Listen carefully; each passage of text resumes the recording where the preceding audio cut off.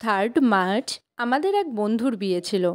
তো সকাল সকাল পৌঁছে গেছিলাম সেই বন্ধুর বাড়িতে।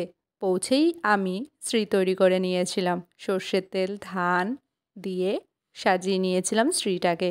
এই ফাঁকে আমাদেরই বন্ধু বসে গেছিল বৃদ্ধি পড়তে। Welcome back to our channel. বৃদ্ধি পড়ার সময় যখন শ্রীয়ের ব্যবহার হয়েছিল, শ্রীটাকে দেখতে খুব সুন্দর দেখাচ্ছিল। একটা ঘট, তার উপর ইয়াপ বড় একটা গোলাপ ফুল, সাথে শাখা পলা, দুটো স্বস্তিক চিহ্ন। খুব সুন্দর দেখাচ্ছিল শ্রীটাকে। তোমাদের কেমন লাগলো অবশ্যই জানিও। এরপরেই ভিডিওগ্রাফির পালা। এইদিকে বর্ণবের ভিডিও নেওয়া হচ্ছিল, আর যে দাদা ভিডিও করছিল সেই দাদাই কিন্তু আমাদেরও ভিডিও নিয়েছিল, মানে আমাদের বিয়ের ভিডিও এই দাদাই করেছিল। এই ফাঁকে মেয়ের বাড়িতে গায়ে হলুদের তত্ত্ব যাচ্ছিল মাছ, কাপড়, মিষ্টান্ন, আরও অনেক কিছু। আর বোনের হাতে ছিল হলুদের ডালা। আর সেই ফাঁকে আমি এই ছোট্ট পুচকির সাথে একটু খেলা করছিলাম। একে একে এবার কলা তলায় এনে বর্ণবকে বরণ করে নিয়েছিল কাকিমণি আর অন্যান্য কাকিমণিরা। তারপর সবাই একে একে আমরা খুব মজা করে হলুদ মাখিয়েছিলাম। ধান নব্য দিয়ে কাকিমণির আশীর্বাদ হয়ে গেলে কাকিমণি সবার আগে বর্ণবকে হলুদ মাখিয়েছিল।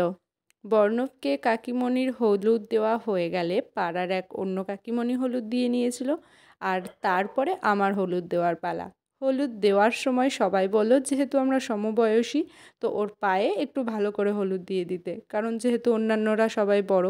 এরপরে বর্ণবের দিদি বর্ণবকে হলুদ দিয়ে নিয়েছিল। এরপরে দুই বন্ধুর পালা। এবার কোথায় পালাবি বল। সারা গায়ে পায়ে ভালো করে হলুদ মাখিয়ে দিয়েছিল। নিজেরাও মেখে নিয়েছিল শখ করে। বর্ণবের গা থেকে ওদেরকে আবার মাখিয়ে দিয়েছিল, নে তোদেরও গায়ে হলুদ আজকে।